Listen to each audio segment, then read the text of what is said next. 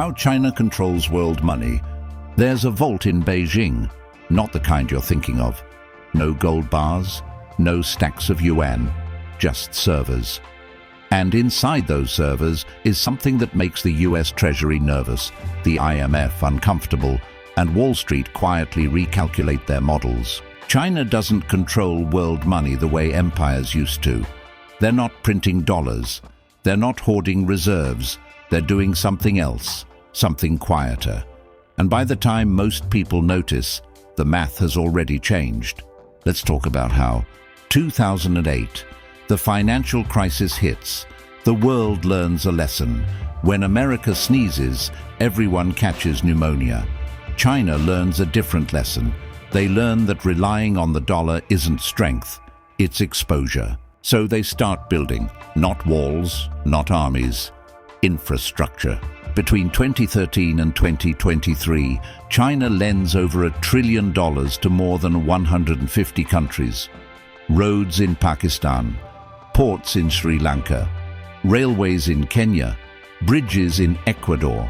The Belt and Road Initiative, they call it, the largest infrastructure project in human history.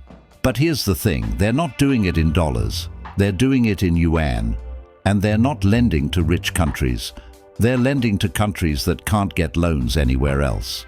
That's not charity, that's strategy. Let me show you how the trap works. Country X needs a port. The IMF says no. World Bank says no. Too risky, too corrupt, too unstable.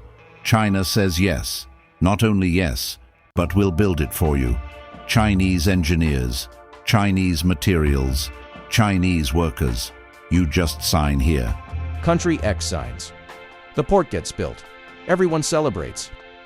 And then the bill comes due, except Country X can't pay. The math was always going to go this way. The loans were too big. The revenue projections were too optimistic. The currency depreciated, and now they owe billions to Beijing. So China offers a solution. Debt restructuring. Extensions. Forgiveness even. But with conditions. Access, influence, control. This is called debt trap diplomacy. And it's not theoretical. It's already happened. Sri Lanka couldn't pay back its loans for the Hambantota port. So in 2017, they handed over a 99-year lease to China. Not partial control, a 99-year lease. Almost a century of access to one of the most strategically important shipping lanes in the Indian Ocean. China now owns a port in Sri Lanka. Not through invasion, through accounting, but the ports are just the surface. The real control happens in a place you've probably never heard of. CIPS, the cross-border interbank payment system. Think of it like this. Right now, if a bank in Brazil wants to send money to a bank in Germany, it doesn't go direct. It goes through SWIFT, the Society for Worldwide Interbank Financial Telecommunication, based in Belgium, dominated by Western banks, monitored by the US Treasury. SWIFT is how the world moves money. And whoever controls SWIFT controls the financial system. That's why when the US wanted to sanction Iran, they kicked them off SWIFT. Overnight, Iran's banks couldn't talk to the world. No trade, no payments, economic isolation. China watched that happen, and they realized something. SWIFT is a choke point, and choke points are vulnerabilities.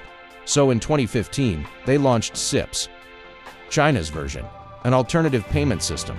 Slower to start, fewer members, but growing. Every year, more banks join, more countries adopt it, and every transaction that moves through CIPS instead of SWIFT is a transaction the US can't see, can't track, can't block. By 2023, CIPS processes over 100 trillion yuan annually. That's over $13 trillion. Not bigger than SWIFT. Not yet. But not small either. And here's the uncomfortable part. If enough of the world shifts to CIPS, the dollar stops being inevitable. It starts being optional. Now let's talk about the math everyone avoids. China holds about $3 trillion in foreign reserves. Most of that is US Treasury bonds. American debt.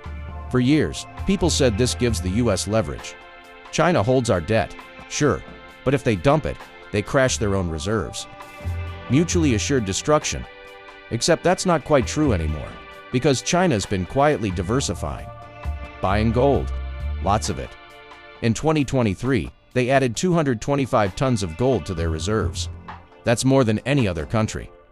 And they're not slowing down. Meanwhile, they're reducing their dollar exposure. Slowly, carefully. In 2013, China held over $1.3 trillion in U.S. treasuries. Today, it's closer to $850 billion. Still, massive. But the trend line is clear. They're not dumping dollars. That would crash the system and hurt them too. They're weaning off. Building alternatives. And when those alternatives are strong enough, the dollar's dominance becomes negotiable. But here's where it gets weird. Because China's not trying to replace the dollar. Not entirely. They're trying to create a multipolar system. One where the yuan matters. Where CIPS is a real option. Where gold is back on the table.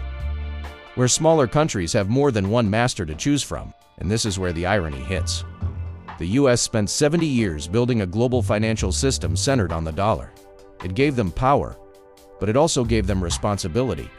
And when the US started weaponizing that system, sanctioning countries, freezing assets, kicking nations off SWIFT, they gave the rest of the world a reason to look for exits.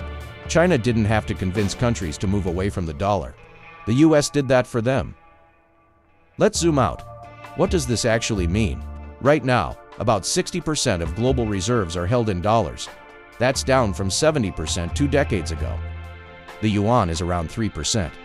Still tiny, but growing faster than anything else.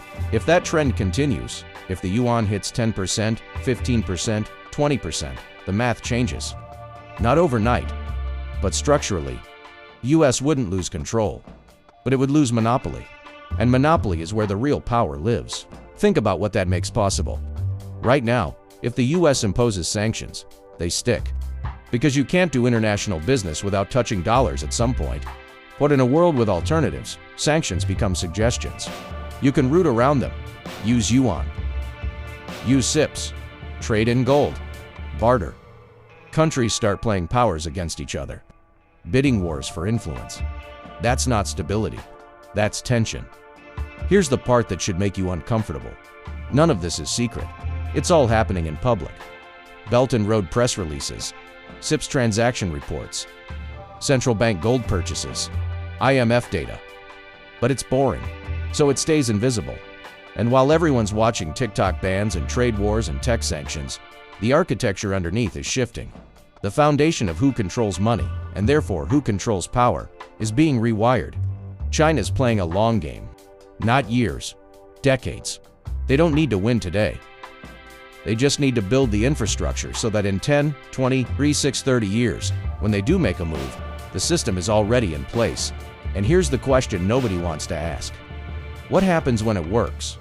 When the yuan is a legitimate alternative? When CIPS rivals SWIFT? When enough of the world has debt obligations to Beijing instead of Washington? Do we get a more balanced global system? Or do we just trade one hegemon for another? Because China's not doing this to make the world more fair. They're doing it to make the world more Chinese. The uncomfortable truth is this. Money isn't just currency. It's infrastructure. It's leverage. It's trust. And China's been building all three, while the rest of the world was arguing about other things. They're not taking over. Not today. But they're making it possible. Creating the option. And options, in finance, are everything. So the next time someone asks how China could control world money, the answer isn't about tanks or tariffs. It's about ports. It's about payment systems. It's about debt you can't repay, and alternatives you didn't think you needed until suddenly you did. The question isn't whether China will control world money. The question is whether the world will notice before it's too late to choose differently. And right now, most people still think this is about trade deficits.